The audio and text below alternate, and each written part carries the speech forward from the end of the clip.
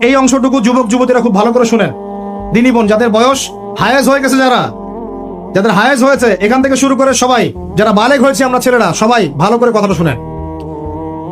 বাংলাদেশে পিছন থেকে একটা নতুন সমস্যা রাইজ করতেছে।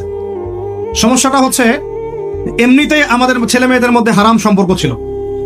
এর স্কুলে কলেজে বিশ্ববিদ্যালয়ে যাচ্ছে, ফ্রি মিক্সিং এ পড়াশোনা করছে, বাসায় পড়ন দেখছে, ওখানে গিয়ে মেয়ের সাথে হারাম সম্পর্ক হচ্ছে, তারপরে প্রেমের সম্পর্কের নামে জেনা হয়ে যাচ্ছে, জেনা হওয়ার পরে ছেঁকা খেয়ে মাদক, তারপরে গান বাজনা বাদ্যযন্ত্র ইত্যাদি ইত্যাদি, জীবনটা শেষ। এদিকে ওই ব্যভিচারী মেয়েরা কারো কারো ঘরে যাচ্ছে, দাঁড়ান আমাকে বলতে দেন, ব্যভিচারী মেয়েরা কারো কারো ঘরে যাচ্ছে, ওদেরকে নিয়ে আপনারা আবার সংসার করতেছে। এই হচ্ছে না সিচুয়েশন।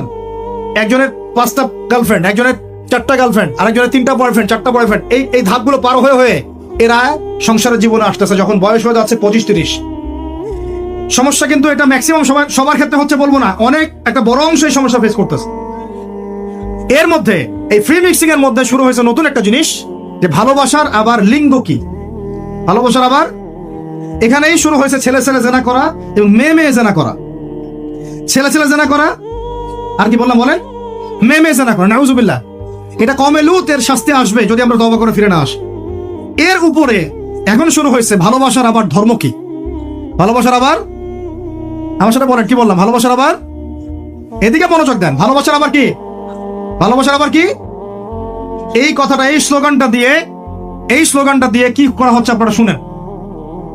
অমুসলিম ছেলে মুসলিম মেয়ের সাথে প্রেম করতেছে, অমুসলিম ছেলে মুসলিম মেয়ের সাথে প্রেম করতেছে, বলতেছে ভালোবাসার আবার ধর্ম কি, তুমি আমি একে অপরকে মহব্বত করি, ভালোবাসি, এর মধ্যে ধর্ম আসবে কেন?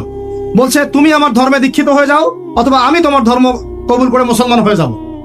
এই মিথ্যা কথাগুলো প্রলোভন দিয়ে এখানে ওখানে পার্কে নিয়ে গিয়ে চটপটে ফুচকা খাওয়ায়, কফি শপে নিয়ে গিয়ে এভাবে আস্তে আস্তে আস্তে আস্তে মেয়েদেরকে লাইনে নিয়ে আসতেছে। আনার পরে শোনেন, কথা আগে শুনেন, বুঝেন।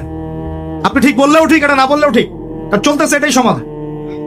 এখন কথা হচ্ছে, আমরা যদি আমাদের বোনদের ইজ্জতকে বাঁচাইতে চাই, এই বিষয়টা সম্পর্কে সচেতন থাকতে হবে।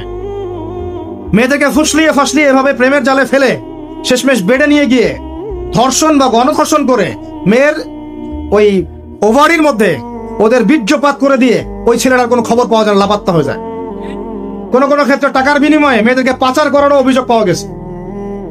এবং এই কাজটার নাম তারা সংঘবদ্ধভাবে দিয়েছে, এর নাম নাকি লাভ জিহাদ, নাউজুবিল্লাহ। এবং বীর দর্পে ফেসবুকে পোস্ট দিচ্ছে, আজকে অমুক মেয়ের এটা করলাম, আজকে তমুক মেয়ের এটা করলাম। ভিতর থেকে একটা চক্র কাজ করতেছে, এবং এই চক্রের কেউই মুসলিম না, এই চক্রের কেউই কিন্তু মুসলিম না।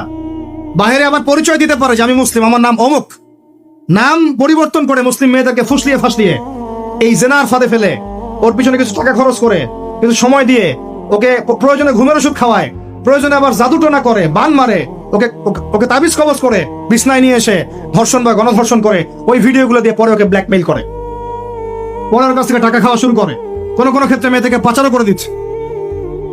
আমাদের মেয়েদেরকে বলতেছে, কোনো অবস্থাতেই কোনো মুসলমান ছেলের সাথে কোনো অবৈধ সম্পর্কে যাবেন না। অমুসলিম হলে তো কোনো কথাই নাই, অমুসলিমের সাথে আপনার কিসের প্রেমের সম্পর্ক? একটা চট দিয়ে দাঁত ফেলে দেওয়া দরকার মেয়ে। অমুসলিম ছেলের সাথে তোমার কিসের প্রেমের সম্পর্ক? পরে যখন এই ছেলেগুলো তোমাকে নিয়ে রেপ করে রাখবে, তখন তোমার আক্কেল হবে, তখন তোমাদের হুঁশ ফিরবে। তখন এসে আমাদের কাছে মেসেজ করতেছে, আমার এই সমস্যা হয়েছে, আমাকে এখন আমি কি করবো বলেন। আমাদের ওয়াইফদের কাছে মেসেজ করে, এরকম এরকম হয়েছে আমার সাথে, আমরা কি করবো বলেন। তোমাকে কে যাইতে বলছো এই ছেলের কাছে? তুমি তোমার ইজ্জত ওখানে, তুমি তোমার পায়জামা কিভাবে খুললা সেখানে, আর কিভাবে বলবো বলেন? তুমি একজন মুসলিম ঘরের মেয়ে, তোমার ইজ্জতের দাম নাই, তোমার সম্মানের দাম নাই, তোমার ইজ্জত আবরুর দাম নাই। তুমি কেমন করে নগ্ন হয়ে বাইরে ঘুরতে পারো? তুমি কেমন করে একটা অমুসলিম ছেলের সাথে প্রেমের সম্পর্ক করতে পারো? কিভাবে তুমি একটা অমুসলিম ছেলের সাথে বেড়ে যেতে পারো? তার সামনে তোমার পায়জামা কেমন করে খুলতে পারো তুমি? আমার ল্যাঙ্গুয়েজ আপনি রাগ করেন না, আমি খুবই ফেড আপ এদের উপরে। একটা মেয়ে একটা মুসলিম ছেলের কাছেই তো যাইতে পারবে না অবৈধভাবে। যাইতে হইলে তোমার শর্ত 3টা, বিয়ে করতে হবে, বালেগ হইতে হবে, সাক্ষী থাকতে হবে, মোহর দিতে হবে, তারপর যাইতে পারবো তুমি।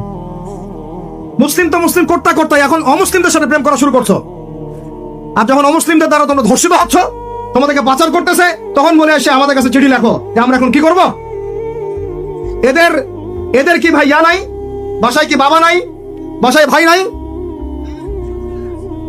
এই চক্র থেকে সাবধান থাকেন।